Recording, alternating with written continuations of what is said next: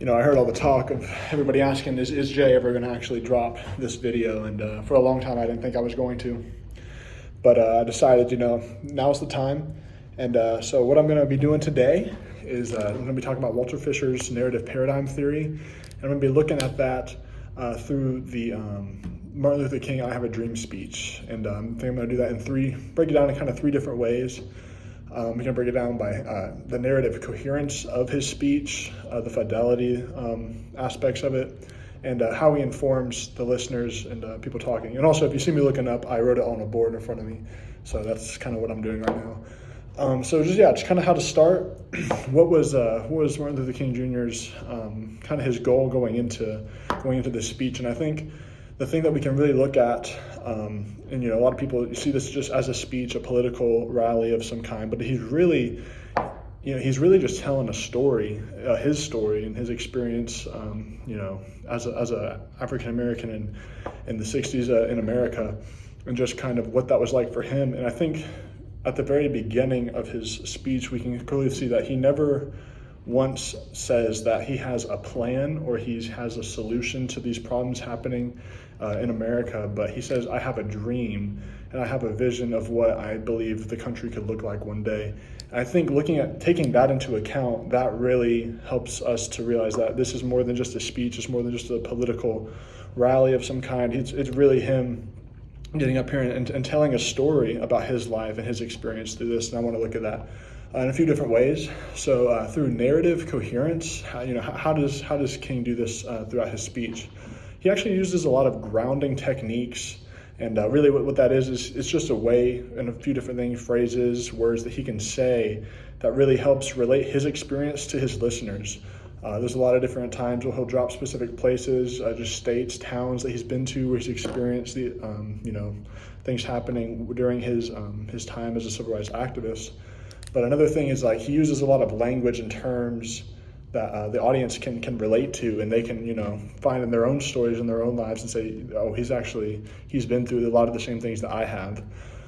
He uses things like slums and ghettos, the South, a lot of things like that people during that time and all the people who were there listening, they can relate to those terms and those phrases and relate it to their story. And that way they make that connection with him. And it's clearly not just him talking like his political plan, what his policies are going to be.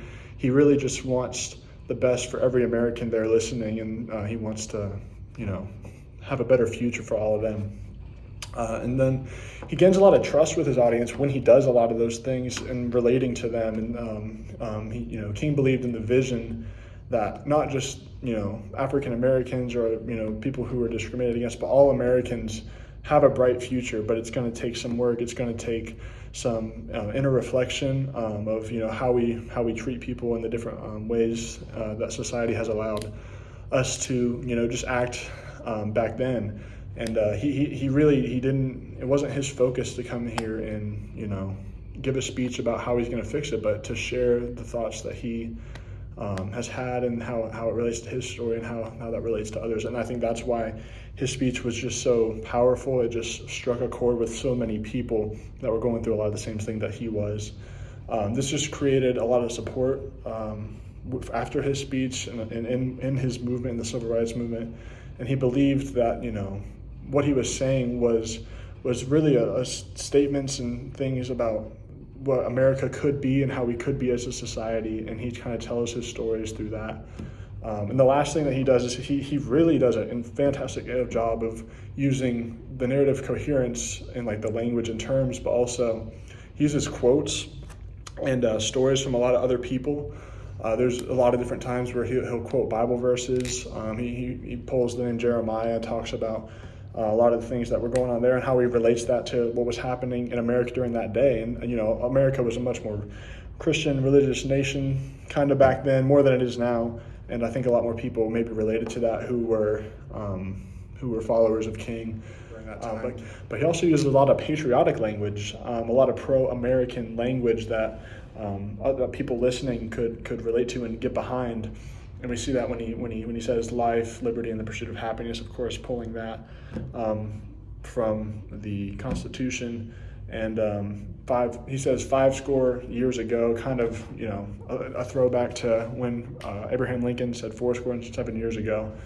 So he uses a lot of patriotic language, a lot of biblical language, and allusions and stories that he goes back to constantly, just to build on his story and kind of give relation to his beliefs, what he believes, being a Christian and being someone who truly loves his country and just hates to see the way that it's been in his lifetime, and how he wants to see that changed in a positive way, and not just change that would only benefit a select few people. So yeah, King really he did an amazing job of not only, he did start this political movement, the civil rights movement across America, but he really just had a heart for America and the citizens, all the citizens that lived there, and wanted to see them grow and wanted to see them have the best future possible. And I think him presenting that in a more of a story way instead of a political speech really, really helped his case. And I think it really helped inspire a lot of the things that we saw, the changes that came from his speech. So I think the narrative paradigm theory that, we're all storytellers, I think King used that to an absolute best of his ability, and it really paid off for him, because people really relate more to that than they're going to be, listening to politicians today talk about their policies, talk about all these things that really they don't really have an interest in, and neither do we. But yeah, I think sharing our stories is one of the most powerful things that we can do, and I think King did that really, really effectively. And yeah, so thank you so much for watching.